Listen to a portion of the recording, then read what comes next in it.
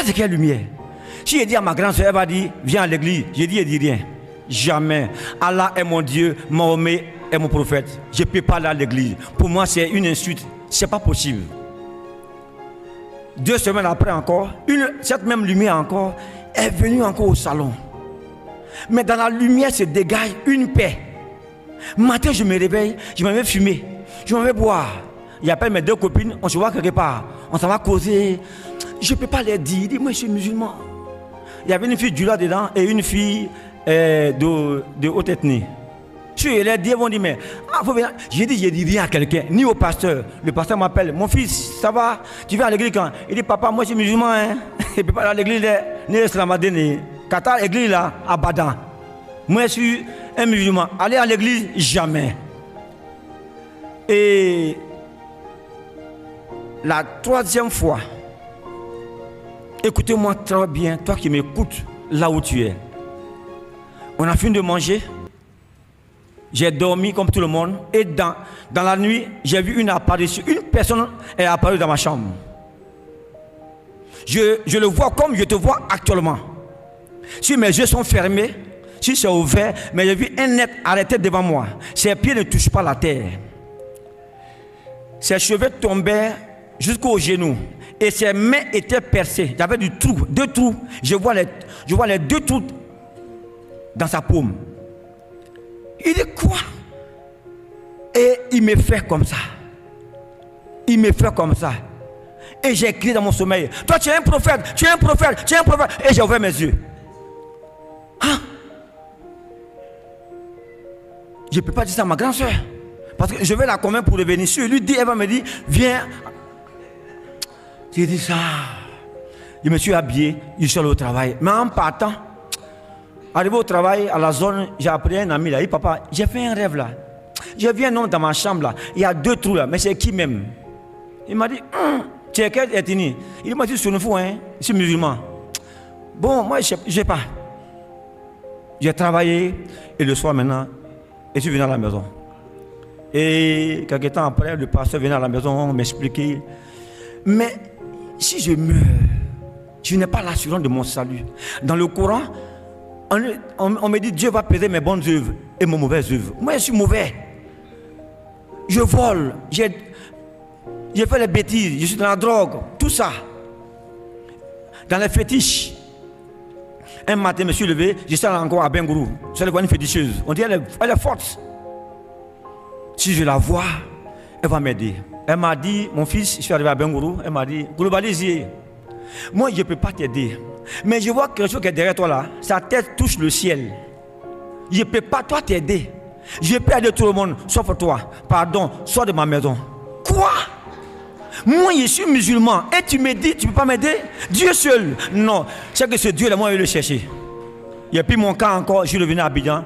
J'ai appelé le pasteur un soir. Papa, est-ce que tu es à l'église? Il dit oui. Je vais venir te voir. Je suis parti. Il dit ça va, il travaille. Il dit non, comme aujourd'hui c'est samedi, je suis venu te voir. On a causé. Je n'ai pas expliqué ni les rêves, ni les apparitions. Je n'ai rien dit. Il me dit, ah ça va.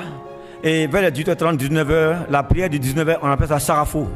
Quand il a fini de prier, il a commencé à pleuvoir. Une forte pluie avec beaucoup de vent. Moi, Jésus, jamais. Il était sûr de ma position. Il a fini de prier. En même temps, je me suis couché sur ma natte de prière. Vers les 19h, soit comme ça. Et en même temps, j'ai commencé à dormir. Dans mon sommeil, j'ai entendu une voix kilométrique qui vient vers moi comme ça, comme la voix des grandes eaux, comme le bruit de la mer, des océans. La voix quitte loin et j'entends tout près, comme ils ont mis des haut-parleurs dans mes oreilles. J'entends Jésus est Dieu, Islam est démoniaque. J'ai dit, dans mon rêve, je veux me lever, je ne peux pas me lever. Jésus est Dieu, Islam est démoniaque. Jésus est Dieu, Islam est démoniaque. Comme un grand vent et le bruit s'approchait vers moi. Jésus est Dieu, Islam est démoniaque. Jésus est Dieu, Islam est démoniaque. La voix a sonné, a retenti, jusqu'à ce que la voix me traverse.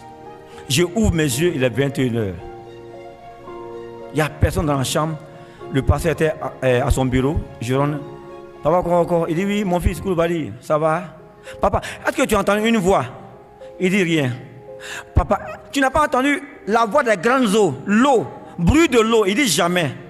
J'ai entendu ici, sur ma nappe de prière, Jésus est Dieu, Islam est démoniaque. À partir d'aujourd'hui, moi-même, je me donne à Jésus.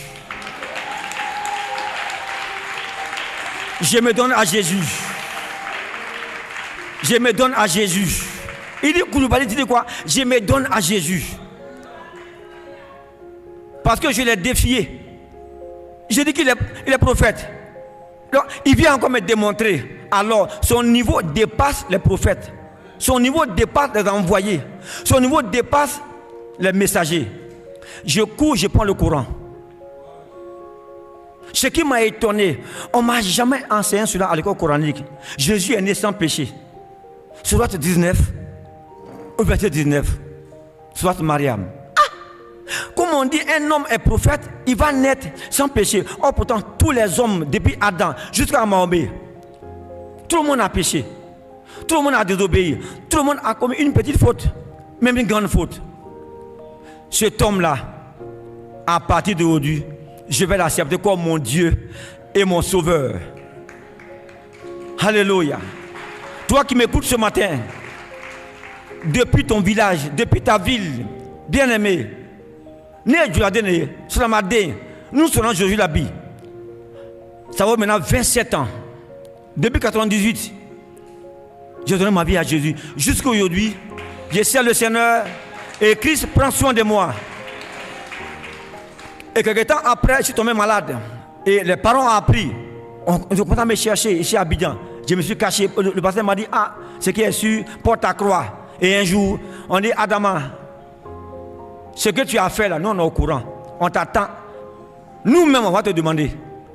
J'ai pris mon sac avec ma Bible. Je suis allé en famille. Moi, je suis né à Zopéville. Je suis parti. Les imams, mes cousins, comme un funérail. Hey, ce que moi j'ai vécu. Mais je vais dire la vérité. Le pasteur m'a dit, va, si on te demande, dis que tu es chrétien. Je suis parti. Un matin, un vendredi, je suis arrivé en famille.